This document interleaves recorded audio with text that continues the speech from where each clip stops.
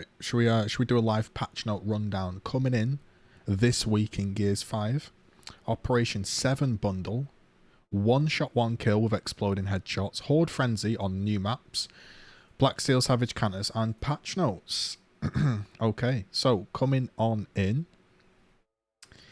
Here we go. This is the patch notes to the actual Operation 7. If you want to see my reaction to Operation 7, there's a video. So here we have versus event, one shot, one kill. So this just isn't any one shot, one kill event. Because we can use PvP mutators for Op 7, we're going to be having exploding headshots and a movie poster filter. Feel like an action star as you pop some heads. Right.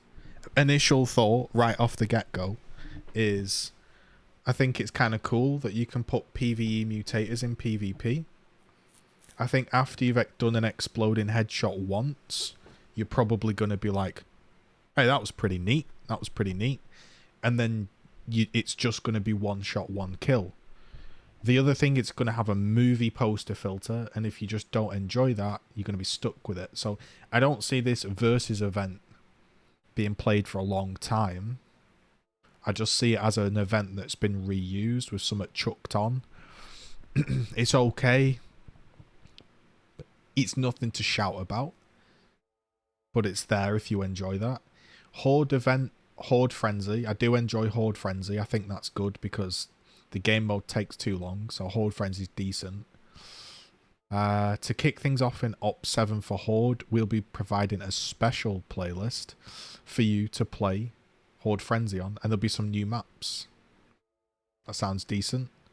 Once the event ends, you'll be able to play them in private matches. I feel like you should just put them in private matches straight away. People want to, you know, set some sort of... The matchmaking sucks, doesn't it, for Horde? People dropping in and out.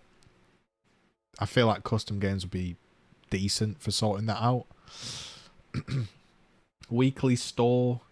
Armored Ukon, Scientist Hannah, Team Skins, Hannah Banner, I'm a poet, and a Ventilator Mask Mark. The thing with these that they never tell you is that in a week's time, these will be free. These are also available now for coins, so you may as well just wait. They're okay, you know, Gears Tactics, Hive Buster, they're okay.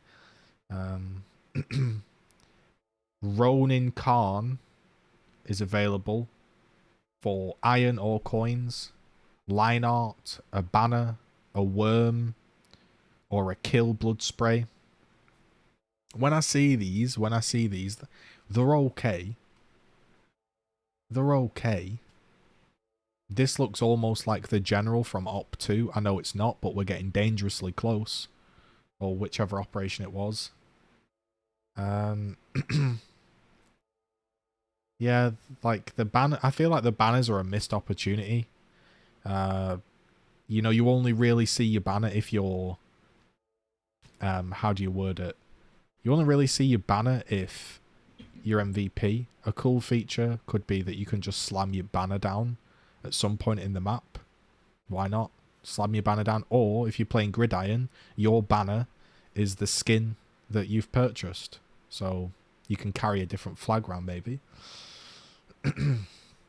Op 7 bundle has some stuff in with no pictures. I don't know why. They may as well show it.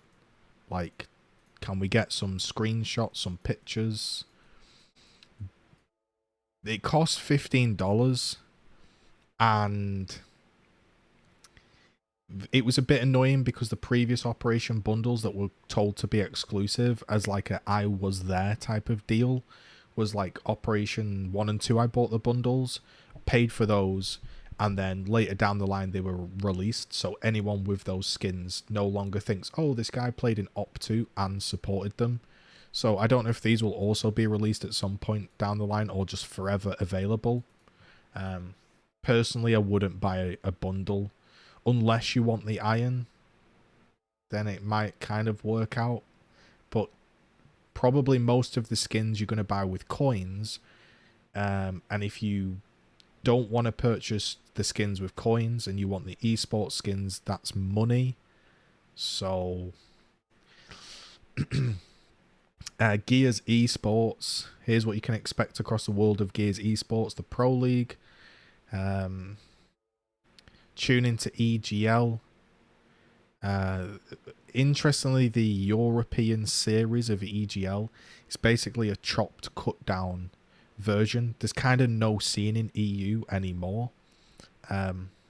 Doesn't look like they've upped the prize pool or anything like that. Looks like it's still staying where it was, so it's still staying post-cut. Yeah. When they say the top teams face off, it's basically the only teams left available competing. To be honest, it's not that fantastic. It's all right. Like I respect the people that are still grinding the Gears Pro scene. You know, at least they're playing a game they enjoy, and you can't say they're grabbing money or they're just playing it for fame. You know, they enjoy the game, and I respect that. Next is a funny one: Blacksteel's return to the game. And interestingly, I think I read a quote that TC said no new characters will have Blacksteel, and I think that's pretty much because they're just taking them from Gears 4, making them work on the Gears 5 engine, and then selling them. And they don't want to put a load of effort in to basically make Blacksteel, which is a fan favorite, for the new characters. And Savage Cantus isn't available in the game, so the only way to get that skin is with money. Personally, I feel like when you relentlessly tell a consumer Blacksteel isn't coming into the game, spend your money elsewhere, buy all these other skins, and then they bring back Blacksteel. Is this to boost up the Gears Esports viewership because they know people will tune in to get Blacksteel? Is it because they know people like Blacksteel and they just want to be nice and bring it back? I don't know. I don't think there's any downside really to bringing back Blacksteel, but it could be a bit of a kick in the teeth to the people that have been spending money thinking it's never coming back and have been buying Chrome Steels and think, oh, if I'd have waited, I could have bought Blacksteel skins instead. It seems a bit desperate to me. I could be wrong there. Gears Glory, just in time for Op 7. Gears Glory is focused on popping heads. We've seen some fantastic clips already. Alright, this clip is from 7up94.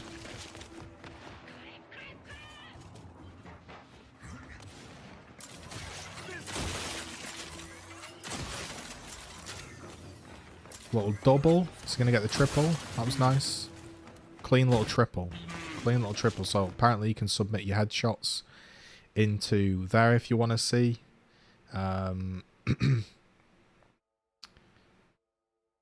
Actually have this guy blocked, actually, I think, on Twitter. Maybe. I'm not sure. Patch notes. Players will now receive Gears coins when earning unusable duplicate skin cards. Yeah, so here was the thing about this. Somebody did the maths and they basically said that those people that have been playing PvE for a long time, think like Jack2505, I think his name is on Twitch, great guy. They're going to have a lot of duplicate cards, and what this is going to do is it's going to auto scrap them up to 100k, but people are going to have a lot more than 100k, but it's still going to scrap them. So they're kind of losing out on a lot there. I think what it should have been is it scraps them to 100k. You can then spend it, and then you can choose to scrap again. I guess they don't want people having too many coins, because then, you know, people will buy all of the stuff in the shop and won't spend iron. I don't know. I think at this point in the lifespan, if you've been playing PvE this whole time and you've got a load of duplicate coins, you know, you may as well let them scrap them all. Here are some bug fixes. Prescott now has audio if he's chainsaw in.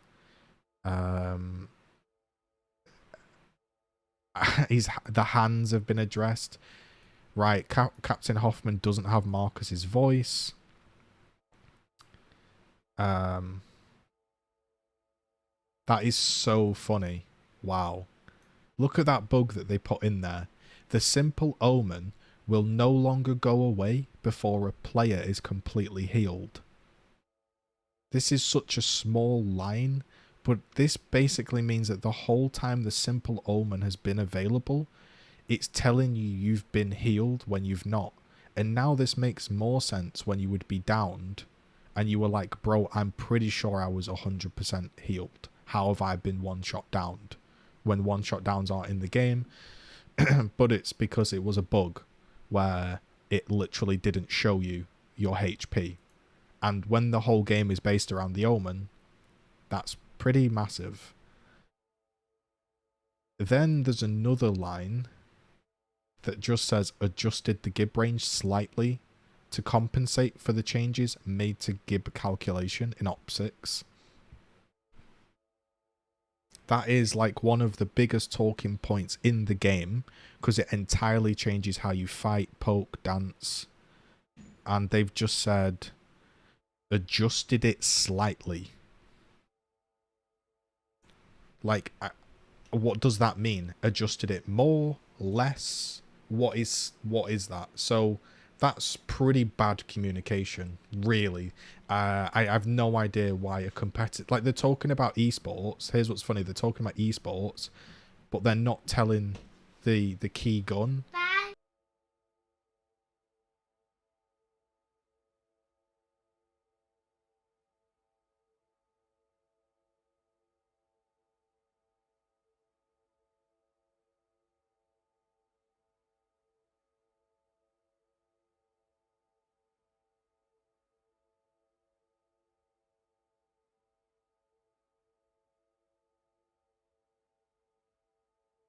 Right, we just had a visitor that just came in and took me £2 coins. Right, so we adjusted the gib range. We were just saying, yeah, this is an esports game that has money on the line, people playing it, people submitting clips to, and we're just getting a slight phrase of, hey, it's just gonna slightly change. So I don't really know what that is. Next, we have some other bugs. Known issue. Oh, this is so smart and so funny. Is this known issue? The icon to distinguish if a player is playing on PC has been removed. This will be re-added as soon as possible. Okay. Is this because TC have forced crossplay? So they removed the logo so you can't tell if someone's on PC and they're saying it's a bug and they're going to try fix it? There's no way. There's no way that bug has just accidentally appeared when they've forced crossplay. I don't believe it. Nah. Maybe there could be a bug because they've forced crossplay, so now the game doesn't know how to separate them, but that is kind of like shifty, man, innit? So you're not going to know if you're playing against a PC player now. So you can tell me if you feel it or not. That is, wow, that's that could be a bit of TC magic, or it could be a bug. We're not sure.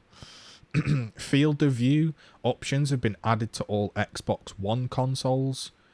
I don't know how that's going to affect performance, but obviously as you buff up your FOV, you need to render more things on screen. So we'll see how that one goes. PvP. I like the way the fact the Gear's shotgun has been quote tweaked isn't actually in the PvP section, or the fact about the Omen. So PvP, competitive uses a point-based mode. Everyone starts from scratch. A seasonal leaderboard with all-time progress. Dick and Dom, bungalow points equal prizes. Prizes get you prizes. Get points for prizes. Get a skin. So it looks like there isn't any competitive elo system anymore, even though ranked has been replaced by competitive. So now you're playing anyone, I believe. You're also going to have a solo bonus. So solo players kind of get a bonus there for points.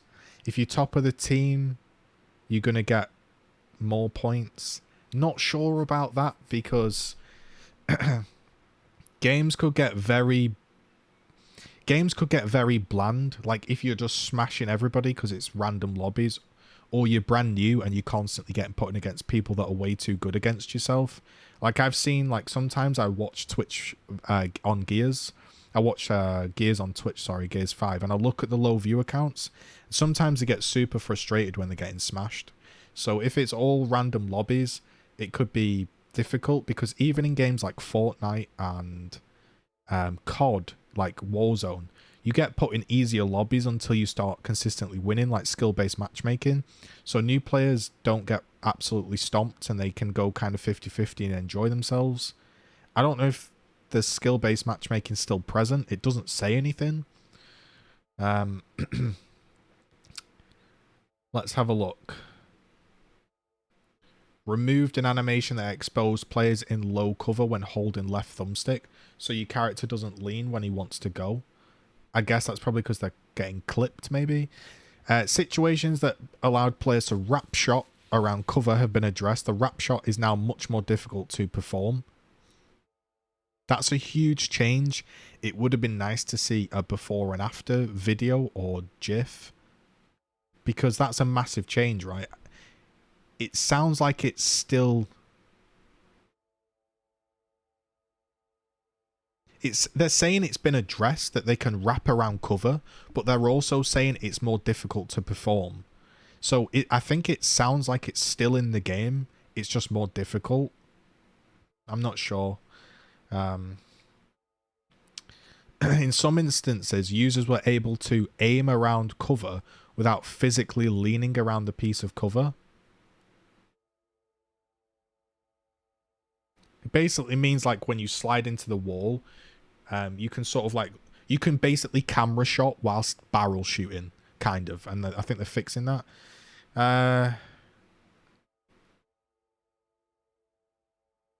Players can earn progression in versus. This includes in private versus. It's at a different rate though, so I think it's a bit slower, but it's good that privates are useful. And you can use some mutators. Yeah, they're decent. The following player weapons swaps are in custom: pipe, snow shot, cluck shot, Cupid's torque bow, golden gun. Oh, so they can add extra weapons into the game. They've chosen to put in not the digger or the hammer of dawn or the ink grenade or something. We have got Cupid's torque bow that massively explodes everywhere and a chicken boom shot. So maybe the pros can practice there. Next, we've got a load of changes for weapon respawns, it looks like. A unique esports variant has been added to the... Oh, this is where they're so irritating, mate. Why? Right. People watch esports because people want to see what they're doing wrong in their game and what the pros are doing. So if I'm playing League of Legends, when I'm mid lane and I'm missing all my CS and I'm missing all my skill shots, I can watch a pro go and do that better than I am. And you're like, holy shit, now I kind of know what to do in this situation. If they're playing different game modes with different respawn timers and ammo counts and everything, the pros are going to create their own version that's going to end up being played pro, and then regular players won't be playing that. It's kind of like escalation. Nobody's playing escalation, so really people don't want to watch some dude build up an Incend into a flashbang, you know? So I don't know about that, honestly. Just pro play should be on the same shit that the regular people play, and if the regular people if the pro people don't like what's the regular people playing, they should find a balance. Like the pro and the regular Joe should be the same, even though people think like it's pro, you should have like unique special settings for the pros, but really the regular Joe wants to compare himself to the professional, so you've got to have some similarity. Horde Horde Classic can be selected as a custom mode. This is good. This is like no cards, no fabricator. I like this. And you can play 12 or 50 modes. I will say, I think his name's Michael Shannon. Michael Shannon doing PvE changes is like the last hope for the game.